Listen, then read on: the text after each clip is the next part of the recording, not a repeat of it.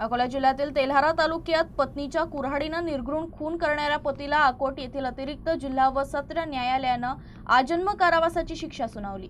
परिस्थितीजन्य पुराव्यांच्या आधारे न्यायालयानं आरोपीला दोषी ठरवत हा निकाल दिलाय। मृत कस्तुराबाई जामरा आणि आरोपी फुलसिंग जामरा हे पती पत्नी असून आरोपीला दारूचं व्यसन होतं। तो वारंवार पत्नीशी वाद घालून मारहाण करत असल्याचं तपासात समोर आलं। 6 मे 2024 रोजी सायंकाळी ते मध्यरात्री दरम्यान आरोपीनं राहत्या घरी कस्तुराबाई यांच्या कपाळावर, हनुवटीवर आणि शरीराच्या इतर भागांवर कुऱ्हाडीनं वार करून त्यांची हत्या केली। या प्रकरणाचा तपास सहाय्यक पोलीस निरीक्षक गोविंदा पांडव यांनी पूर्ण करून न्यायालयात दोषारोपपत्र दाखल केलं। फिर्यादी, वैद्यकीय अधिकारी, तपास अधिकारी तसेच आरोपींची 8 वर्षीय अल्पवयीन मुलगी यांच्या साक्षी या खटल्यात महत्त्वपूर्ण ठरल्या।